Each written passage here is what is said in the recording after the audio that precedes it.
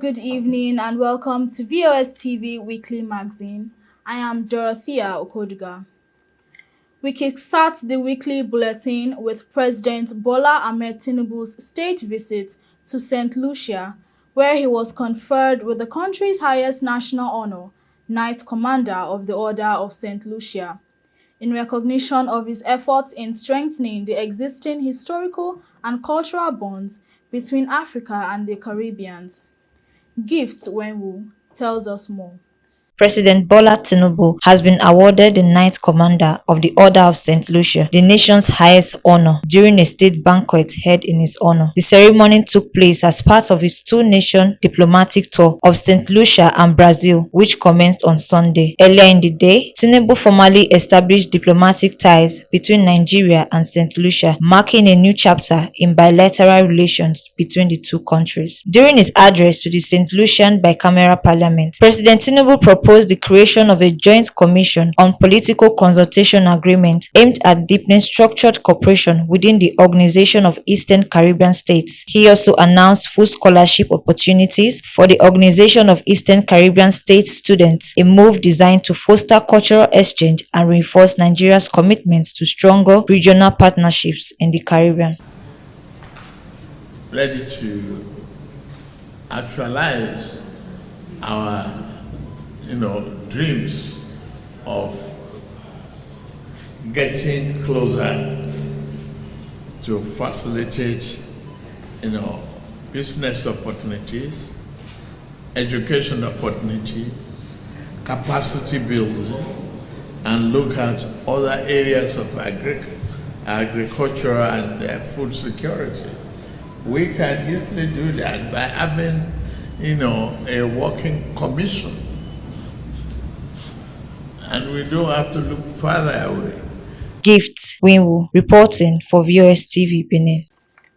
Also in the course of the week, former Vice President Atiku Abubakar, the 2023 Labour Party presidential candidate Peter Obi, and other top political bigwigs from across party divides officially adopted the African Democratic Congress as the platform to champion President Bola Tinubu's defeat in the 2027 election.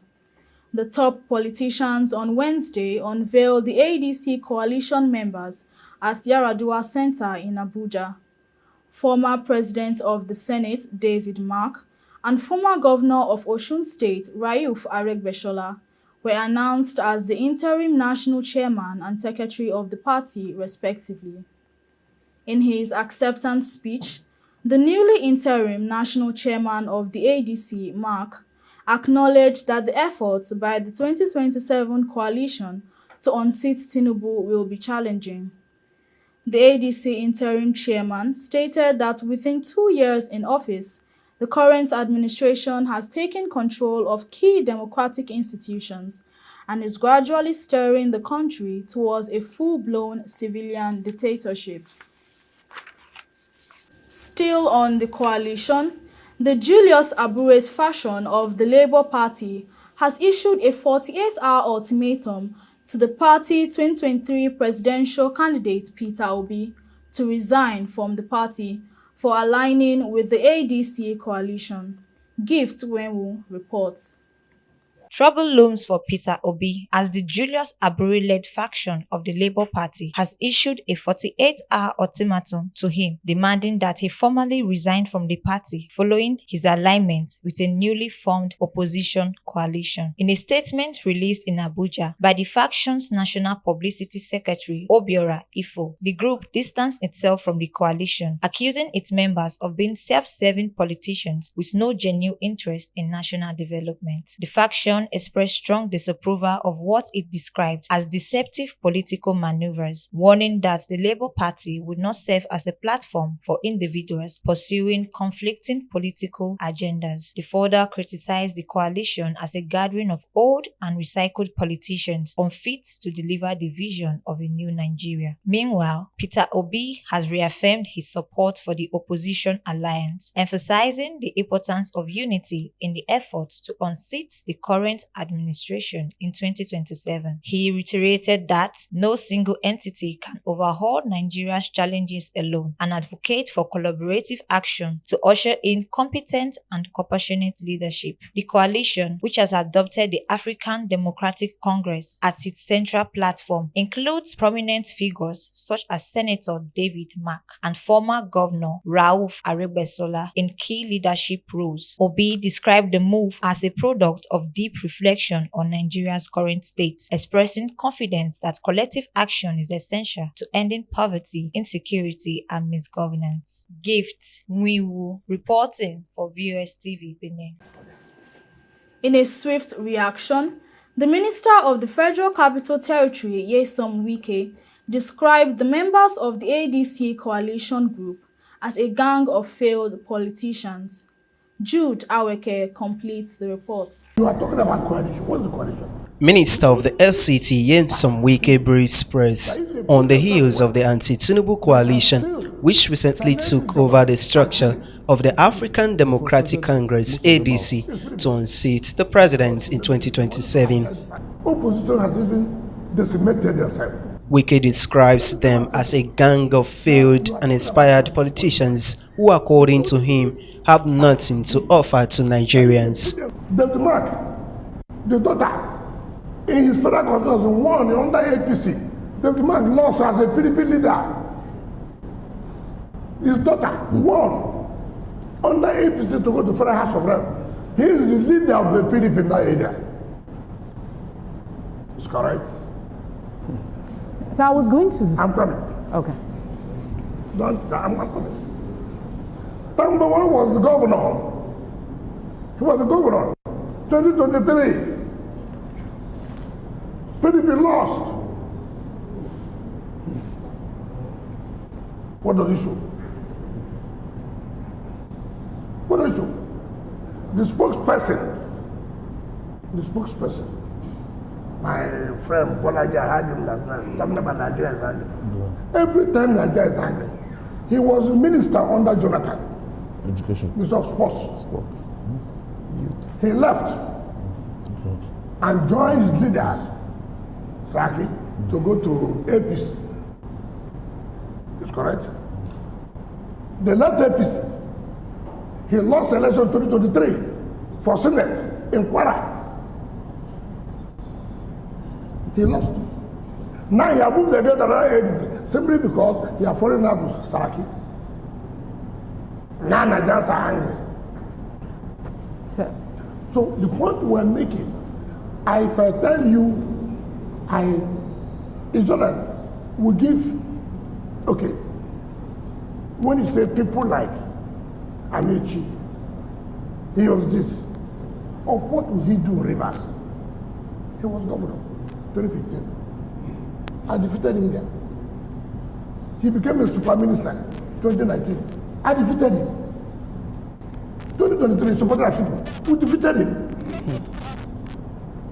So he will talk to Rivers people about how angry they are.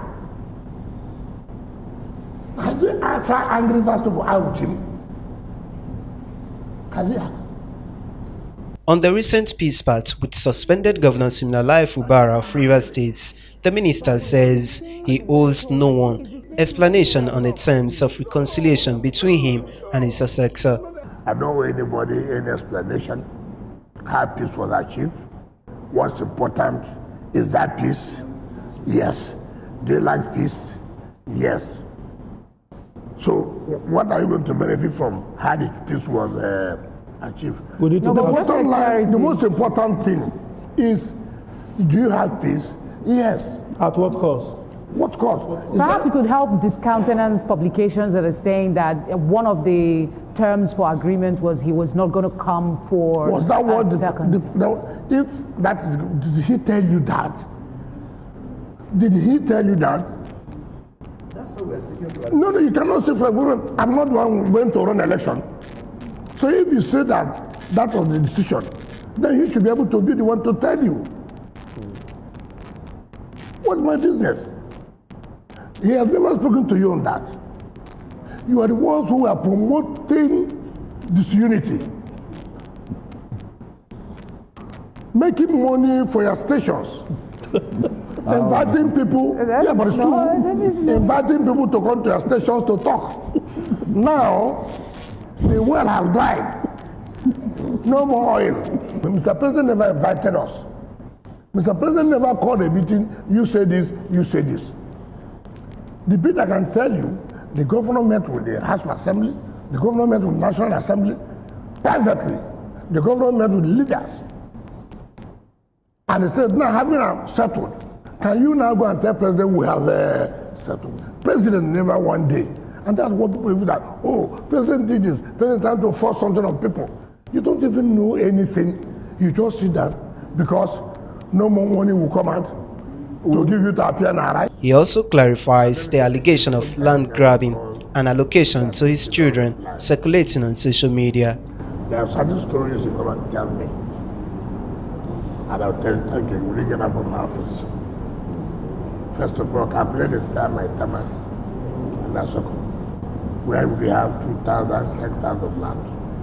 Ordinary mathematics just tells you that. And then for the value of 3.something billion US dollars, it is you're talking about almost 4-5 trillion naira. And then you want me to stay to listen to you. These are the kind of things I tell people. There are stories you come and tell me. Okay, he gave his son 4,000 square meters of land. Okay, maybe it's correct. For example, I can okay, let me listen to it. But all this balderdash, rubbish, and I know where it's coming from. Where? I know it's from Adamawa State. I'm aware. You see, what you cannot do to anybody, it doesn't make sense. In any case, for example, assuming do not consider, you are planning to me to allocate land to you, right? Because you are a citizen of Nigeria. My children are not citizens. They are Ghanaians. Assuming do not consider, doesn't make sense. Did you give your children I have told any you plot of land at all? I have told you, bring the document. You said the allegation is coming from Adamawa. Adamawa is big. Please, I have Is told it from your friend, the governor? I have told you that, forget about that, my friend, you know, man. So the point I'm making that, you see, what you call empirical evidence. Empirical evidence. Jude Aweke, reporting for Viewers TV News, Benin. And now to other matters.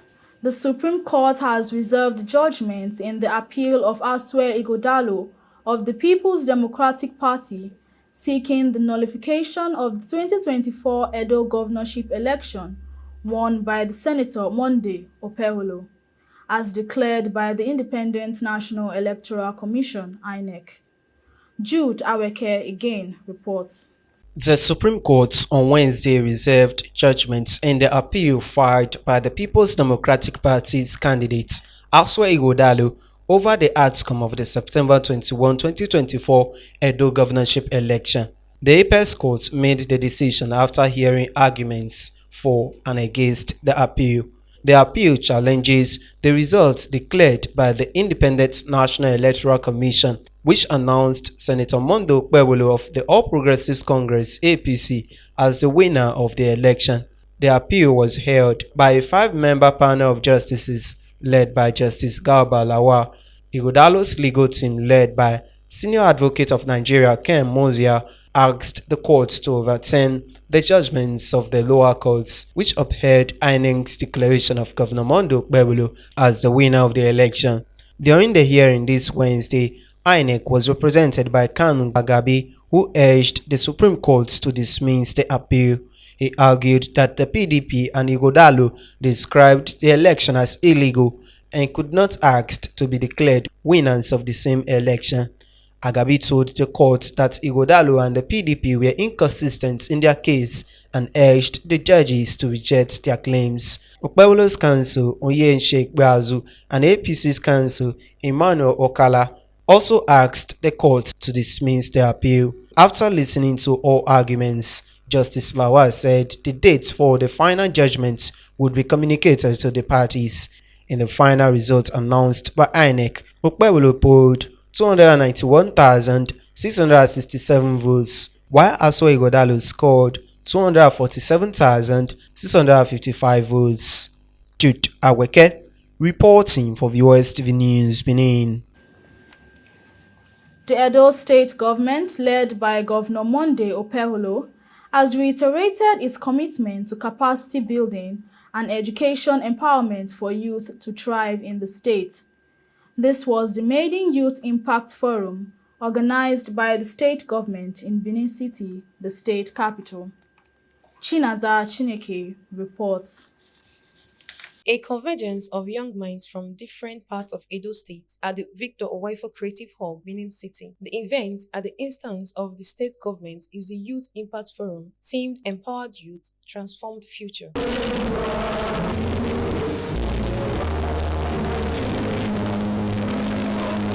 The participants were taken through a series of masterclasses, from creative masterclass to vocational masterclass and then digital masterclass. Resource persons, including Jonathan Badamasi, popularly known as MC Edo Pikin, exposed the young minds to how to do it. Governor Monday Oolo, represented by the Secretary to the State Government, Musa Ikilo, stated that the program is a testament of a key aspect of the shared agenda, which is human capacity building and education to empower youth to thrive. According to him, the program is the first of many to come in supporting and empowering the youth under the new Edo has risen administration of Governor Opeholo.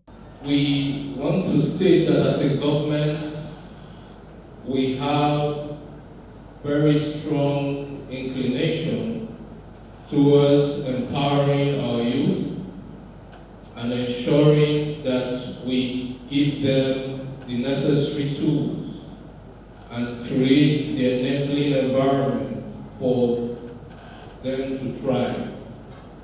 And this program today is a testament to a key aspect of our SHINE agenda, which is human capacity building, education. So practically we are trying to empower our youth so that they go out there and make great things happen. This is going to be the beginning of several other initiatives to come. Stakeholders at the event urged the youth to eschew unwholesome practices and pursue their dreams for a better tomorrow. And so you must develop yourself. You must develop your character. You must develop what you carry to be able to achieve what you want to achieve. Let's shun all forms of violence, cultism, rape, internet fraud, and promote a culture of peace and development. If you look at the photograph of the sacred park, it is clearly stated that smoking seriously harms you and others around you. We have information. We can take advantage of data as a powerful tool to begin to understand the problems of young people better. So every day you need to show up as the best version of yourself. The team lead and brain behind the Youth Impact Forum, Mr. Kizito Beolo, announced a total of 10 hackathon finalists selected from over 1,000 applicants. 5 out of the 10 emerged in Best Outstanding Youth-Led Business Ideas and got a 2 million naira grant each, while the other 5 finalists also smiled home with the sum of 1 million naira each at the instance of the CEO of Tetracore Energy, Kunle Williams. Out of these 10 people, 5 of them are going to be going home with 2 million naira each today. Who is the founder and CEO of Tetracore Energy Group. On the first 5, the remaining 10 million naira, and Kunle Williams has said he's going to support the other 5 with 1 million naira each. Finalist interviews. I feel very excited and I feel very grateful to the Edo State government. By God's grace, I made the top 10.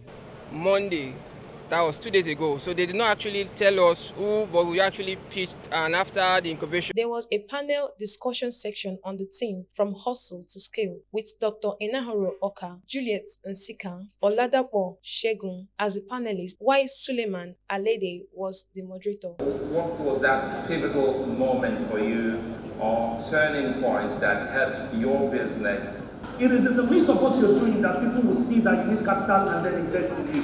But if you've not started, what are we going to invest in? So it's like an unfair advantage that you develop from practice and just staying resilient and continuing to do it. That just happens for you. So university and got into seeking for job in the labor market.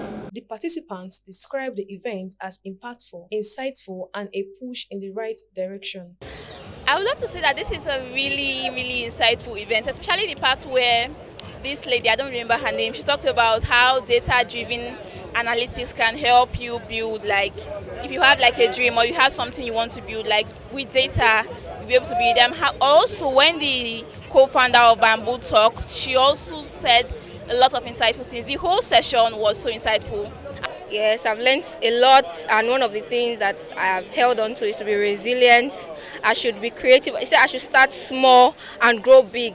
When you want to do any business, as a youth, you understand, when you give up on yourself, the world will give up on you. That's just one basic, that's the term or the phrase I will use. So I will tell it to the youth, go out there and get something to do. Do not look at the negative part of it. Do not look at what people will say. Do not look at the fact that you may not also succeed. But look at it as a stepping stone for yourself to be able to move further in anything that you do. I think this is the best concept that wherever they have been in. You have to do with innovation and development of the youth. And it's a meaningful impact here. We have getting a lot of skills and a lot of knowledge on how to build business and how to build your personal life too. I've learned that you have to really be consistent in making that mark of your unique contribution. Yes, you're doing it differently, but don't just do it and pause and be checking if you're doing it like someone else. Yes, I actually got an impact from this meeting, especially listening to when these panelists were talking. The CEO of God is Good Mobility said a lot of things that were actually impactful to me. For me, who is a young entrepreneur who have a business, I have learned a lot of things that I know that I can definitely implement. Absolutely, I feel like they were already doing it. They just needed somebody to remind them again, right? That they're doing the right thing and they need to continue doing it, and they're not, on the wrong path or whatever. And that's kind of what we've done here today. Keep going, don't stop. I love the energy. The love here is massive. If you use that same energy to do your own thing and your own business and focus on yourself and you don't give up, I think everyone is going to be fine. Chinaza Chineke reporting for Viewers TV, Benin City. And now we conclude the weekly bulletin on a sad note. Liverpool and Portugal star Diogo Jota lost his life on Thursday in a fatal car crash in Spain.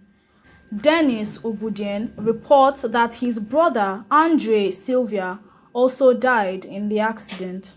The football world has been thrown into mourning as Liverpool and Portugal forward Diego Teixeira da Silva, widely known as Diego Jota, has tragically passed away at the age of 28. The Sunday loss has left the football fans all over the world in teary grief, coming shortly after his wedding to longtime partner Lotte Cardoso on June 28 and had 3 children. Jota's 26-year-old brother, Andre Silva, who was a footballer with Liga Portugal 2 side, Panafia, was also killed in the accident. It was gathered that the accident happened at 12:30 a.m. local time on the A52 motorway in the municipality of Senadilla, Zamora. The car Jota and his brother were traveling in skidded off the road and caught fire after a tire burst while overtaking. Born in Portugal in December 1996, Jota built a distinguished career defined by his speed, skill, and versatility in attack. He began his professional journey in Portugal and rose to prominence in the Premier League, becoming a key figure for Liverpool after joining the club from Wolverhampton Wanderers in 2020. Jota made a lasting impact at every club he represented, with a career total of 398 appearances, 136 goals, and 66 assists. He played 190 Premier League matches, scoring 63 goals and contributing 24 assists, and was a consistent performer in both the UEFA Champions League and Europa League. His market value peaked at €60 million in 2021, and he had extended his Liverpool contract in 2022, set to run through 2027. Jota's untimely death marks a heartbreaking end to a career filled with promise and success, and tributes have poured in from across the football community in remembrance of the talented and beloved forward. Liverpool Football Club, in a statement, expressed profound grief over Jota's untimely death, emphasizing the need for privacy for Jota, his family, friends, teammates, and club staff during this difficult time. The club stated it will refrain from further comment while continuing to offer full support to everyone affected by the heartbreaking loss. Dennis Obudin, reporting for VOS TV Benin City. That report concludes the weekly magazine. On behalf of the producer, Jude Aweke, I am Dorothea Okodga. Thanks for watching.